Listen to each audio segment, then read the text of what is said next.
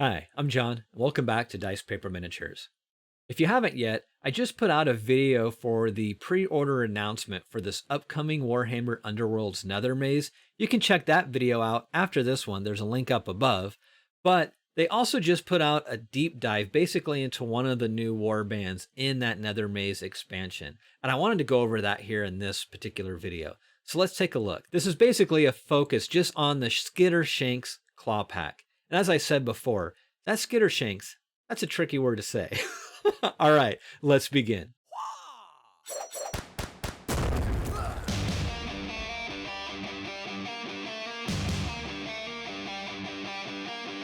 So here we have SKITTERSHANK'S CLAWPACK, and it's one of the two new warbands that are coming out in Nethermaze, the other one being the Shadeborn. But yeah, this is basically just a deep dive into the cards specifically for this warband. And when I first saw their Inspire mechanic, I was a little on the fence, but we got a little bit more information today. When they initially announced this warband, they specifically said they inspire when you take out one of their leaders. But while that's true, there's also or if an enemy leader has 4 or more wound counters. That makes me feel a little better about the inspiration mechanic on this warband. Now, it's tricky though, and let me explain why. You'll notice here we have Slink, Skittershank. While they all have 5 movement, which is bonkers, that's great. They don't have a lot of dice for dodge. They have nothing for shield, but they don't have a way to really miss damage, which is also a bit of a double whammy because they don't have a lot of wounds. So why is that an issue? Well, for the inspiration mechanic, you want to be able to get in there and get some wounds on your opposing leader, right? But if these guys are super fragile, while you might be able to inspire maybe quickly because you can run right into them, right? You got to be careful. So let's see just how dicey it might be. So let me go back to begin with Slink here. He's definitely fragile because he doesn't have a real ranged attack. It's just one. So he's got to get right up in your opponent's grill to get his damage output. Now he does have 3 attack dice. He does do 2 wounds per success, which is cool. But again, he's got to get right up there. But he does have the Mark for Death mechanic, so you can reroll 1 attack dice in the attack rolls for this fighter's attack actions that targets enemy leader. So at least you have a better chance of getting your damage before just like getting obliterated yourself. But let's carry on. Looking more closely at the rest of the warband, we have Snip Padpaw. Now, as I mentioned, this whole group could be a little tricky because they are a little fragile. He also has 2 dice for dodging. He has 3 wounds. Creep also has 2 dice, 3 wounds. Snip, he's got a little bit more of an active defense though. With the smoke bombs, use this after this fighter's activation. If you do, stagger each enemy fighter adjacent to this fighter. So while he might be a little fragile, at least he can kind of defend himself and maybe the rest of the warband around him. If he's got a buddy nearby, that stagger is going to help keep those other models alive. Now, he does have the same slightly limited Inspire mechanic, but puts out some good damage. 3 attack dice, 2 damage. Him and the leader could probably inspire relatively quickly if they don't just get obliterated right off the bat. They're going to run up close into combat, but their defense could be tricky. But his smoke bombs could actually really help him and the leader as well. Now, Creep's interesting because he has a 3 ranged ability. It doesn't do a lot of damage, but he does have barbs. After this attack action, if it succeeded, give the target 1 net counter. After a fighter with 1 or more net counter makes a move action, deal 1 damage to that fighter and remove those net counters. At the end of the round, clear all net counters. So, yeah, your leader, Snip, and Creep could probably work really well together to get to that 4 damage threshold for the inspiration mechanic for both the leader and for Snip. However, for Creep, He's got a different inspire mechanic. So his is one or more enemy leaders are out of action and or this fighter makes an attack action that targets an enemy leader. That's bonkers. So initially when they said the inspire mechanic for this warband was just you had to kill an enemy leader, that's was definitely not the case. It was true for some, but there was way more options for inspiring. So my opinion of this warband is changing, even though they're fragile. They can inspire, I think, relatively easily. That being said, as the opposing player, if you know your leader is the way this whole warband inspires, probably just keep him back and just shut him down. It'll be tough to do though, because the movement, along with a 3 ranged attack, is going to be tricky. You're definitely going to have to create a nice shield, if you will, to keep your leader from taking damage. It's going to be tricky. So we have Kraut and Skulk. Kraut, he looks like he's just going to be an objective runner. Maybe you can poke in to get a damage, but he's only got 2 attack dice. He does 2 wounds for damage. But he also has that one or more enemy leaders are out of action, or if he just makes an attack action against a leader. Probably, if you can get him in there to get some damage, great, but he's probably an objective runner. Skulk, on the other hand, he's going to probably work with the leader and creep to get some damage out there quick. And he's got ranged. He doesn't have to do a lot, but he does have that cool, he's going to inspire relatively soon. He's got that 3 range. He inspires whether the enemy leader is out of action or if he just attacks him. That's crazy. So Skulk and I think Creep are going to do a lot of work to get the inspiration mechanics going for your other Skaven in your warband. Let's take a look at some of the other cards. I don't think they actually show the inspire side. Well, okay. They just show it for Skittershank. So he goes from a 5-2, and I think he was also a 5-2.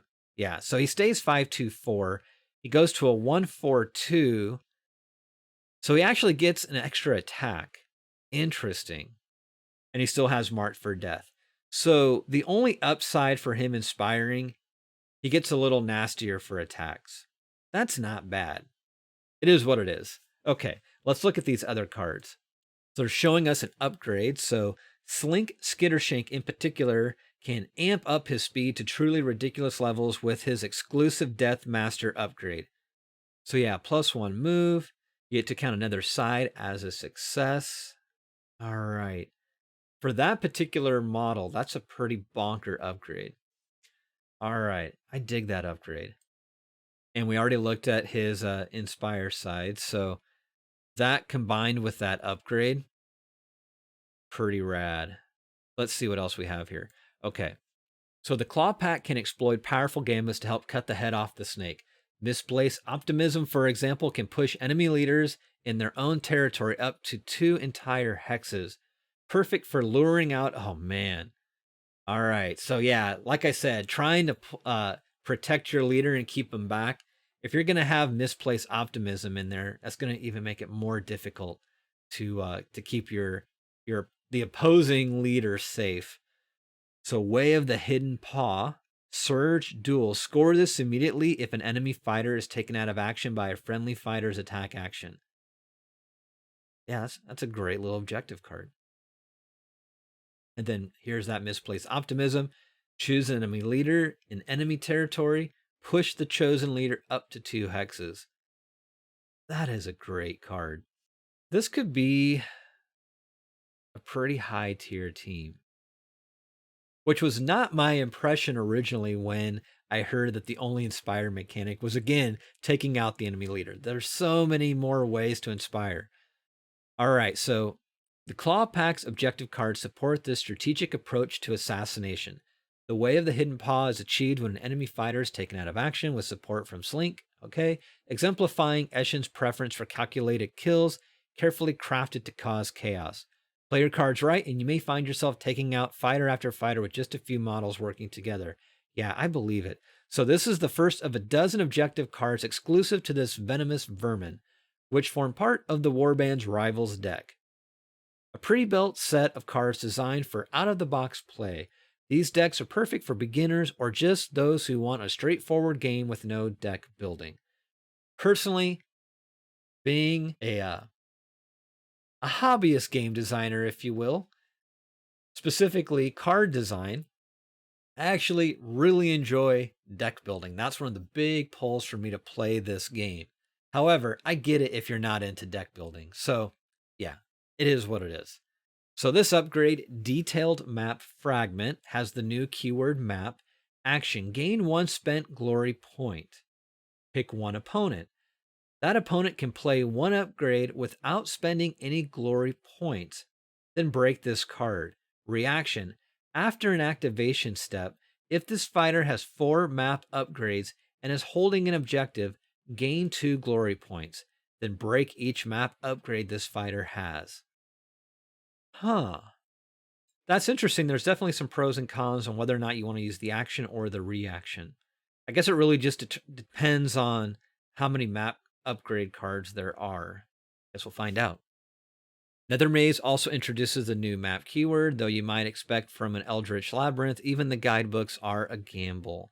Detailed map fragments, for example, allow you to find a shortcut to victory by gaining spent glory points, which is cool, but beware your opponents are watching your every move and can dip into their armory in return. Piecing together a full set of map cards will be a trickier task, but it's well worth the payoff. Clawpack players will need to think strategically and weigh up the risk of trusting their maps, whilst remaining aware that the opponent may be doing the same. Yeah, I think I'd probably take the risk of just going for the spent victory points and allow my opponent to put an upgrade out there, which I think is the best option to go with. This being kind of a squishy team, I don't know if you'll have the luxury of letting maps fragments build on a specific model. You might be better off just taking the gamble, if you will, of getting that spent victory point and letting your opponent put an upgrade card out there for free. Yeah, definitely some things to think about. All right, so again, this is just focusing on the Skittershank Clawpack. And I'm sure we'll have an announcement that focuses on the new Shadeborn here soon, both of which come in the Nethermaze expansion core set, which comes out for pre-order this coming Saturday. So what are your thoughts on this warband? I went from thinking I liked the Shadow Stalkers or Shadeborn more, but now I have a feeling, now that I know there's more ways to inspire this specific warband, I'm kind of digging it. I kind of like fast-moving glass cannon teams. I like the range that they offer, the dot damage I really like, and these sculpts are amazing. The bottom one where he's standing on a pipe, that could be a little weird depending on the angle of the model itself on the board, but honestly, I kind of don't care.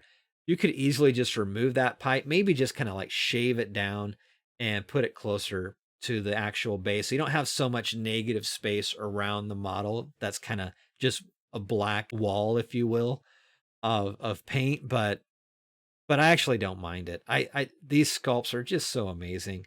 But that's just my thoughts. I'd love to hear what you have to think about this new warband. Are you excited for it?